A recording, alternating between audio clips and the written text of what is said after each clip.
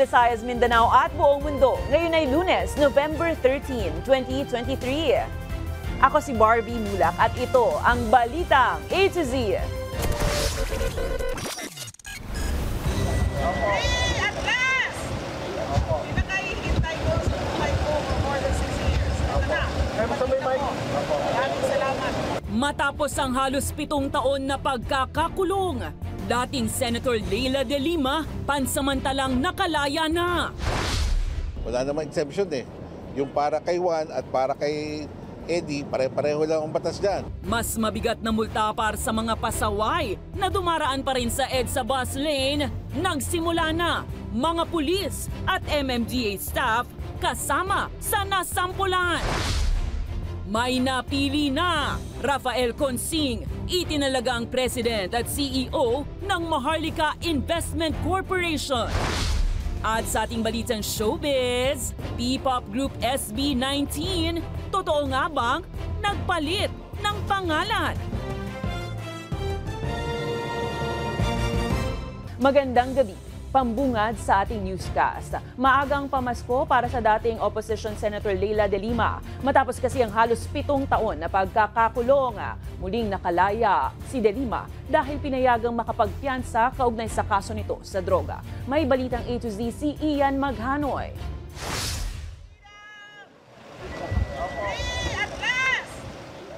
Tuluyan nang natamasa ni former Senator Leila De Lima ang kalayaan mula sa pagkakabilanggo pasado alas 7 ng gabi kanina.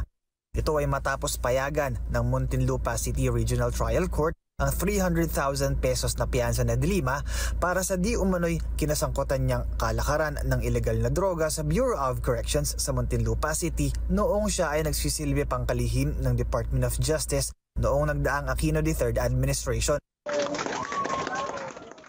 Sinalubong ng palakpakan, iyakan at yakapan ng kampo ni De Lima ang desisyon ng korte kanina. Una nang sinabi ng prosekusyon na hindi raw kasi matibay ang mga ebidensya laban kay De Lima sa naturang alegasyon dahilan ng pagpayag ng prosekusyon sa naturang piyansa. The end result, Senator Leila De Lima will get the justice she rightfully deserves. And yung kanyang 7 taon, almost 7 years na pagkakakulong ay mapapatigil na mapapahinto na natin ngayong araw na to. The bail order is immediately executory and Senator Leila should be released as soon as she posts the bail required by the judge.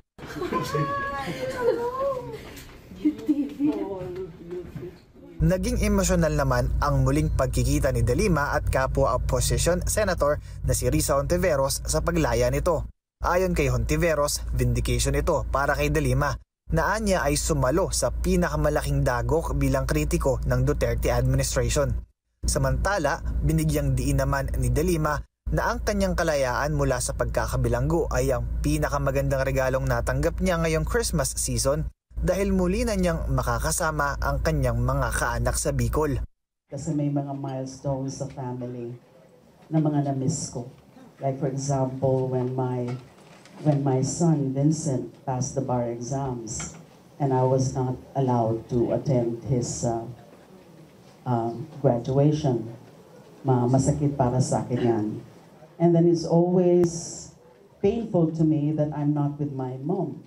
Itinuturing din ni De Lima na isang pagpapala at sumpa ang kanyang pagkakakulong. It's a curse because I don't deserve it at all. It's a blessing because there are many things also that I've learned while in detention. I became more prayerful.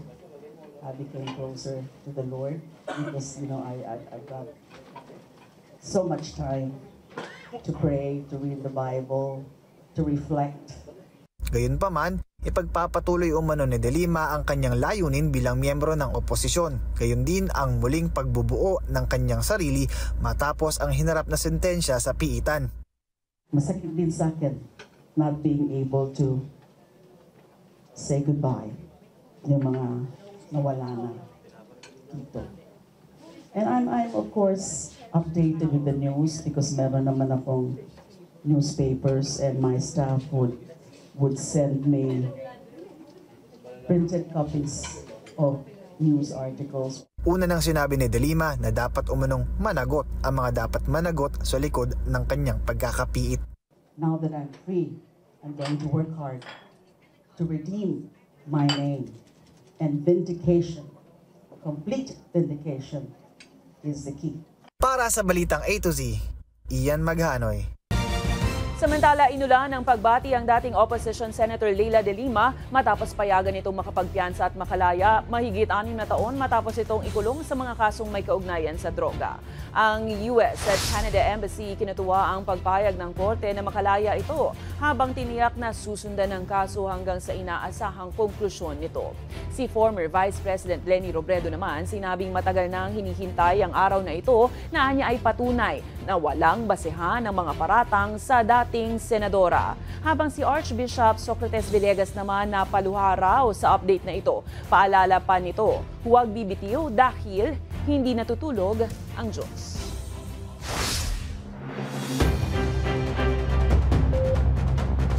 Mga pulis at mismong mga staff ng MMDA. Ilan lang yan sa mga nasita at nasampulan sa unang araw ng pagpataw ng mas mataas na multa sa mga pasaway na dumaraan pa rin sa EDSA bus lane. Karamihan sa dahilan ng mga nahuli. Malilate na raw sila. Habang umapela naman ang MMDA sa Korte Suprema na desisyonan na ang nakabingbing TRO sa No Contact Apprehension Policy para makatulong sa panguhuli. May balitang A to Z si Ace Cruz. Siyempre, matatraffic, malilate ka na. So talagang dito ka na dumadaan? Hindi po. Yan ang matipid na sagot ng isang pulis na nasita at tinikita ng mga otoridad matapos na illegal na dumaan sa EDSA bus lane. Pati na ang MMDA staff na ito. Yun nga po, malayo nga po yung violation natin pero hindi ko po napasok po ako na sumingit po ako sa kanto ng bus lane. Nagmamadali, kaya napapasok po ako ng bus lane. Simula kasi ngayong araw, pinaguhuli na ng MMDA, LTO at ilang ahensya ng gobyerno ang mga pasaway na dumaraan sa EDSA bus lane. Kabilang dito, ang mga kawani ng pamahalaan na gumagamit ng pribadong sasakyan. 5,000 pesos sa multa sa first offense o yung unang paglabag hanggang 30,000 pesos at kanselasyon pa ng driver's license. May coordination na kami with the PNP. Ayaw rin nila nagbabiolate yung mga personnel ng PNP ng busway violation kasi ang pangit tignan, naka-uniforme, naka-sibilyan na motorsiklo tapos pabaybay dyan. Eh ngayon, pinapakuha na sa akin lahat ng mga pangalan, lalong-lalo na yung tumakbo, yung walang lisensya. Hindi rin ligtas dito ang mga government vehicle na wala namang kinalaman sa emergency response. Wala namang exemption eh. Yung para kay Juan at para kay Eddie, pare-pareho lang ang batas dyan. No? We will implement it equal to all. Doon po sa ating mga kasamahan sa pamahalaan na kung hindi po kayo otorisado na gumamit ng bus carousel lane, ay wag na po dahil huhulihin po namin kayo. Pasensyahan na po. Hindi rin nakaligtas ang ilang motorista na naghahabol daw ng oras pati na ang ilang pang violators. Alam mo bawal? Alam ko sir kasi mag-ano lang ako para mag-overtake lang ako. Pag-ano lang sa linya tapos papasok ako sa para na ganyan lang ako sir. Pasok ulit sa linya. Pwede pa kayo usap sir na bawasan yung Ang private four-wheel vehicle naman ito, nayak na lang na magpaliwanag kay MMDA Task Force Special Operations and Anti-Colorum Chief Bong Nebrija kung bakit dumaan sa bus lane. Beside this yan, dalhin mo na sa pinakamalapit na ospital. Ha? Dalhin mo na sa pinakamalapit, huwag na sa kabanatuan. Pinagpapawisan na yung pasyente mo eh. Meron dyan East Avenue. Tingnan mo nga, hindi naaabutin yan dun eh. Banat, umalis ka na. Verify naman ni Nebrija ang ipinakita nitong medical certificate. Dahil nakita niyo yung pasyente, pinagpapawisan na, di ba? Pawis na yung babae. Sabi ko, dali na sa pinakamalapit na ospital. Huwag lang dadaanan lang ng busway. Kasi hindi naman siya ambulansya eh, private naman. Pero makikita niyo dito, may courtesy tayong binibigay sa mga ganyang bagay. Diba? Alam naman natin na emergency, may mga medical certificate and all that. Nagbabala naman ang mga otoridad sa mga mangangahas na umiwas o kaya naman tumakbo oras na parahin ng mga ticketing officers. Yung mga tumatakas, i-alarma natin yung mga sasakyan na yan, hindi ho nila marirehistro yan, no? Tapos huhulihin pa sila ng enforcer kung saan man sila mahuli, no? Kasi naka-alarma po sila. Otomatiko na rin itong pagmumultahin ng 20,000 pesos at 1 taong suspendido ang lisensya sang ayon sa third offense. kasabay ng pagpataw ng MMDA ng mas mabigat na multa sa mga pasaway na dumaraan sa EDSA busway. Nanawagan ito sa Korte Suprema na dinggin na ang nakabimbing TRO sa no contact apprehension para makatulong sa kanilang panghuhuli. Sana po ma-resolve as soon as possible yung pong TRO sa NCAP. Ito naman pong illegal na paggamit ng bus carousel ay naging talamak lamang simula nung na TRO or na-suspend yung pong implementation ng NCAP. Sa unang araw ng panghuli ng MMDA at ilang partner transpo agency, pumalo na sa lagpas 4 na raan ang lumabag dito. Siniguro naman ng mga otoridad, may kakalat nito ang kani-kanilang enforcers para manita at manikit ng mga pasaway na daraan pa rin sa EDSA bus lane. Para sa Balitang A to Z, Ace Cruz. Good news naman para sa ating mga motorista dahil magkakaroon tayo ng malakihang bawas presyo sa petrolyo simula ngayong Martes. Batay sa inilabas na abiso ng mga oil company, nasa 3 pisong magiging tapyas sa kada litro ng diesel, 2 pesos and 30 centavos naman sa kada litro ng kerosene habang 70 centavos sa kada litro ng gasolina.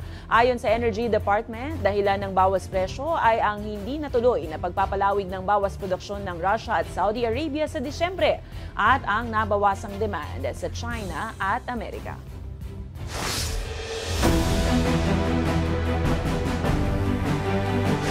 Kasunod ng kontrobersiya sa pagkakaapruba ng Implementing Rules and Regulations ng Maharlika Fund, nagtalaga na ang Pangulong Ferdinand Bongbong Marcos Jr. ng bagong presidente at CEO nito. Narito ang ating balitang A to Z. Pinuri ng ilang ekonomista ang napili ng Pangulong Ferdinand Bongbong Marcos Jr. na kauna-unahang presidente at chief operating officer ng Maharlika Investment Corporation na si Rafael Consing Jr. Si Consing ay dating Chief Financial Officer ng logistics giant na International Container Terminal Services o ICTSI at kasalukuyang Executive Director ng Office of the Presidential Advisor for Investment and Economic Affairs. Ayon sa resident economist ng Kamara na si Albay 2nd District Congressman Joey Salceda, mahusay ang pagkakapili kay Consing na kilalang multi-awarded chief executive sa ilang mga korporasyon. Pag titingnan mo po ang kanyang mga performance, laging yung kanya pong corporate experience sa ICTSI na halos 32 countries. May infrastructure project sila. Naging best CFO siya ilang beses po sa buong Asia. So, sa tingin ko, nasa mabuting kamay po at magandang, it's a good choice po. It's an excellent choice by the President. Maging si RCBC Chief Economist Michael Ricafort, kinilala ang karanasan ni Consing sa pamamahala ng malalaking kumpanya. Veterano na po siya na former international banker, tapos dati rin siyang Chief Finance Officer ng yung pinakamalaking port operator sa buong mundo, yung ICTSI, no? Ay infrastructure related din po. Dati rin po siyang treasurer ng Aboitiz Group, no? Na relate no? Yung involved din po yung sa infrastructure projects and business. Malaking bagay ito para kay Ricafort, lalo na't naniniwala ang mga eksperto na nakasalalay sa mga mamumuno ng Maharlika ang tagumpay ng naturang State Investment Fund. Talagang mataas po yung standard eh. Kailangan talaga makakumita ng husto at malaki yung benepisyo sa ating mamamayan at sa ating bansa when it comes to yung pagdagdag sa economic growth and development, no? Parang stimulative po yan eh, no? On the developmental side. No? Lumabas ang balita ng pagkakapili kay Consing matapos maisapinal ang Implementing Rules and Regulations ng Maharlika Fund. Kasama sa IRR nito ang pagbibigay kapangyarihan sa Pangulo na tanggapin o tanggihan ang mga rekomendasyon para sa board members ng Maharlika. I think they will still be required to register with the SEC at magkakaroon na po sila ng kanilang authorized capitalization na nasa batas at yung paid-up capitalization. So susunod po yung creation of committees at yung pag-hire na rin po ng mga tao. Inaasahan namang gugulong na ang operasyon ng Maharlika Fund, oras na makumpleto ang mga opisyal nito sa mga susunod na buwan. Mayroon nang napupusuan si PNP Chief Police General Benjamin Acorda Jr. na papalit sa kanya bilang susunod na hepe ng pambansang pulisya. Hindi naman na idinetalye ni PNP spokesperson Jean Fajardo kung sino ang kanyang napiling general. Pero ayon kay Fajardo, ipapaubaya na raw ni Acorda ang pagpapasya kay Pangulong Ferdinand Bongbong Marcos Jr. kung sino ang pipiliin na susunod na PNP Chief.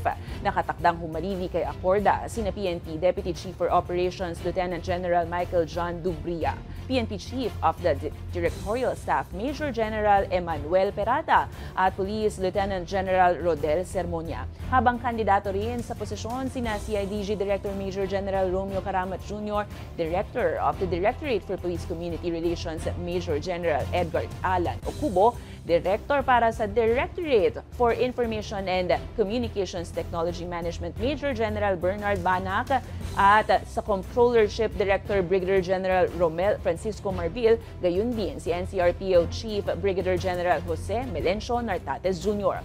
Nakatakdang magretiro si Acorda Jr. sa Disyembre.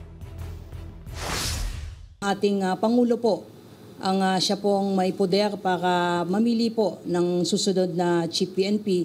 At yan po, ang kanyang pagpipilian po ay mula po sa isang opisyal po na may ranggo po na Police Brigadier General pataas po. Kasabay ng pagdiriwang ng kanyang kaarawan, kinumpirma ni House Speaker Martin Romualdez na nahack ang kanyang official Facebook account ngayong araw. Hindi naman na idinetalye kung ano ang pinost ng mga hacker gamit ang kanyang account habang tiniyak ni Romualdez na nakikipag-ugnayan na sila sa mga otoridad para agad maimbestigahan ang insidente. Nananawagan rin ito sa publiko na maging maingat at mapagbantay sa mga hindi pangkaraniwang aktibidad. Matapos ideklarang unconstitutional ang pagpapaaresto ng Senado sa dating opisyal ng Pharmaly na sina Lincoln Ong at Michael Yang, tinanggap ni Senate President Juan Miguel Zubiri ang naging pinanapasya ng Korte Suprema hinggil sa pagmamalabis ng kapangyarihan umano ng Senado na magdetene ng mga testigo sa kanilang pagdinig. Pinayuhan din ni Zubiri ang kapwa mga mambabatas na maghunos dili sa pagpapataw ng contempt orders sa mga individual. Matatanda ang pinatawa ng contempt ang dalawang dating opisyal ng Pharmaly matapos madiskubre ang bilyong-bilyong pisong pondo para sa pagbili ng COVID-19 medical supply noong pandemya. Susunod reward money sa makapagtuturo sa pumatay kay Juan Humalon. Magkano na nga ba ngayon? At sa ating balitang A to Z Sports, NBA superstar LeBron James, bakit hindi natuloy ang paglalaro sa home game ng Los Angeles Lakers? Abangan ang kumpletong ulat sa pagbabalik ng balitang A to Z.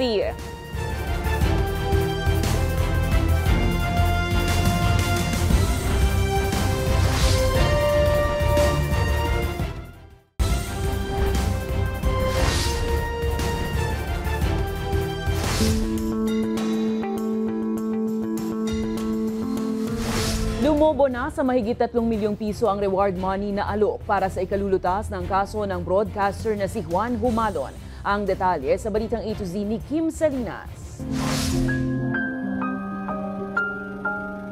Naihatid na sa huling hantungan sa Zamboanga del Norte ang radio broadcaster na pinatay sa loob ng kanyang radio booth na si Juan Humalon. Kasabay nito, umabot na sa 3.7 million pesos ang pabuya na makapagtuturo ng mga pumatay sa mamamahayag. Ang 500 po dyan, doon sa 3.7 po ay for any civilian who he can provide information po. And then yung 100 po galing po ng Presidential Task Force on Media Security, while yung 100,000 po ay galing po sa Presidential Anti-Organized Crime Commission, while the 3 million po ay galing po sa provincial government po of Misamis Occidental po. Base naman sa Philippine National Police, 3 na rin ang suspect na tinitingnan sa krimen, habang tukoy na ang gun for hire group na kinabibilangan ng mga ito. Ang motibo dyan, ang unang-una nga po yung possible relation po nitong insidente na ito doon sa question po ng ownership, doon sa lupa po na kinatatayuan po ng kanilang bahay na nagsisilbi din pong allocation ng kanyang radio station. Kumpiyansa naman ng Misamis Occidental Police Provincial Office na tama ang pagkakakilanlan ng mga sospek at nangakong maibibigay ang hustisya para sa pamilya Humalon. Tamang tao po itong na-identify nila na involved po dito sa kaso po na ito. At yun po yung ipinangako natin sa pamilya na resolbahin po natin ang kaso na ito para mabigyang hustisya po yung kanilang pamilya. Personal na nakiramay si Undersecretary Paul Gutierrez ng Presidential Task Force on Media Security sa pamilya ni Humalon at iniabot rin ang 350,000 pesos na ayuda mula sa Pangulong Marcos Jr. at House Speaker Martin Romualdez. Para sa Balitang A to Z, Kim Salinas. Sinampahan na ng PNP-CIDG ng kasong kidnapping at illegal detention ang 4 na suspect sa pagkawala ng beauty pageant contestant na si Catherine Camilon. Kinumpirma ni PNP spokesperson Police Colonel Jean Fajardo na kabilang sa mga kinasuhan ay sina Police Major Alan De Castro, Jeffrey Ariola Magpantay at 2 John Doe. Sinabi pa ni Fajardo na nakatulong sa pagsampa ng kaso laban sa mga suspect ang kaibigan ng biktima dahil nakapag-text pa umano si Camilon sa kanya bago ito nawala. Patuloy ang isinasagawang pagsusuri ng PNP na sa na-recover na pulang CRV kung saan may nakitang buhok ng biktima sa loob nito. Noong October 12, before her reported disappearance po ay magka-text po sila. There were exchanges of text claiming na ang sinasabi po ay ito po yung kikitain ng biktima prior to her disappearance po. Yung isang tao naman po na nabanggit ko kanina ay ito naman po ang close associates po na na-identify po nung 2 witness na nakita po na may isang duguan na babae po na inililipat po from the Nissan Juke papunta po sa isang red CRV po.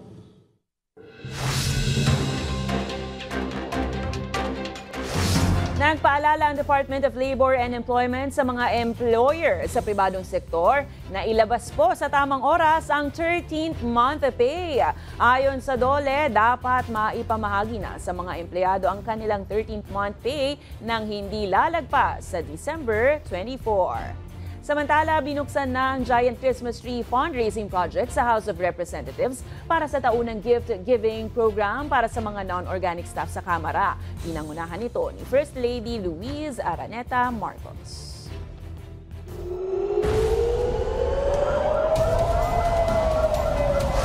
Nasa bansa na ang 41 Pinoy kasama ang 7 pang Palestinian na apektado ng bakbakan ng Israel at Hamas sa Gaza. Ayon kay Department of Foreign Affairs Undersecretary for Administration Antonio Morales, ang mga kasamang Palestinian ay mga napangasawa ng mga kababayan sa Gaza. Umaasa naman si Morales na madaragdagan pa ang uuwing Pinoy, lalo't may ilan pang nag-aalangan dahil hindi makatawid sa Egypt ang mga Palestino nilang asawa. They are all permanent residents in the Gaza Strip, which you all know is one of the Palestinian territories. They are among the 56 Filipino evacuees who were able to cross into Egypt on Saturday, 11 November 2023. However, 14 turned back and returned to the Gaza Strip when 9 Palestinian family members were not allowed by the border guards to enter Egypt.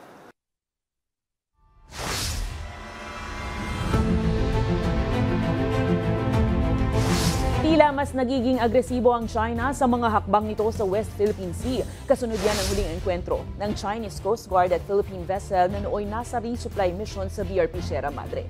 Ayon kay spokesperson for West Philippine Sea at Philippine Coast Guard Commodore J. Tariela, itinatago ng China ang pangaharas sa nasabing teritoryo sa pamamagitan ng mga isinasagawang operasyon.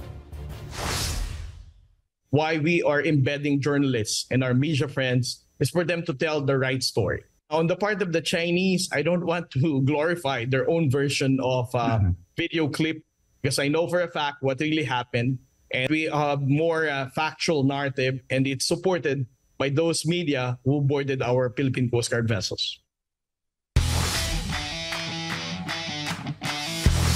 Hindi natuloy si LeBron James sa home game ng Los Angeles Lakers kontra Portland Trail Blazers nitong linggo dahil sa tinamong calf contusion o injury sa likurang bahagi ng binti nito. Ito tuloy ang unang beses kung saan na-miss ng NBA superstar ang kanyang laro. Matatandaang sa unang quarter ng laro nito nung Biyernes kontra Phoenix ay aksidenteng tinamaan ang kanyang tuhod, kadahilan para mahirapan na itong maglakad ng diretso. Sa aming pagbabalik, SB19, papalitan nga ba ang pangalan ng kanilang grupo? Manatiling nakatutok, kayo ay nanonood ng Balitang A to Z.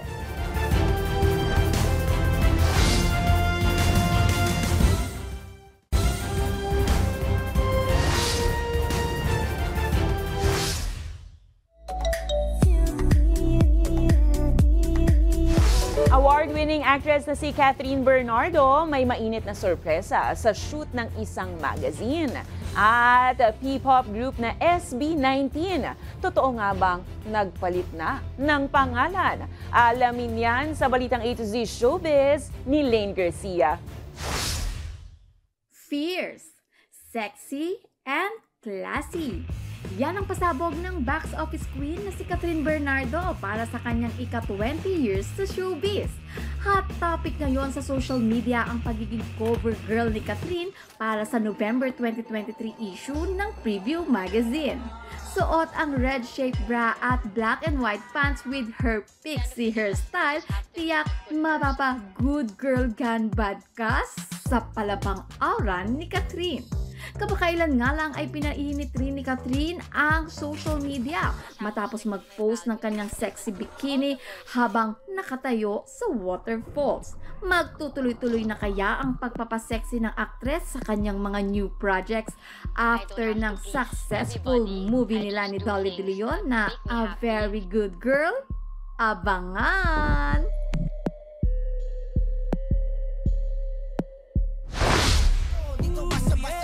Samantala, bigong makamit ng grupong SB19 ang Grammys 2024 nomination bilang Best Pop Group Performance. Hindi nakapasok sa listahan ng mga nominado sa Grammy ang gento ng SB19 na napapabalitang isa sa mga naka-line up sa naturang parangal. Bagamat hindi pinalad sa opisyal na nominasyon, very proud pa rin ang 18s para sa SB19. Habang may bali-balitang may pagpapalit ng pangalan ang P-pop group bilang Mahalima. Marami kasi ang nakapansin na hindi na SB19 ang binabanggit sa P-pop group sa katatapos lang na fusion event. Ang Mahalima ay hango sa signature word ng kanilang fan group na 18s na ang ibig sabihin ay mahal namin kayong lima. Wala pang nailalabas na pahayag at kumpirmasyon ang grupo hinggil umano sa pagpapalit ng pangalan nito. Para sa Balitang A to Z Showbiz, Lane Garcia. At para naman sa ating balitang nakaka-good vibes, tayong mga Pinoy nga, mahilig talaga sa kantahan. Yung tipong kahit umagahin, di pa rin bibitaw sa mic, may kilala akong ganyan. Pero ang iba, imbes na mainis, tila nag-enjoy pa sa kanyang naririnig. Bakit kaya?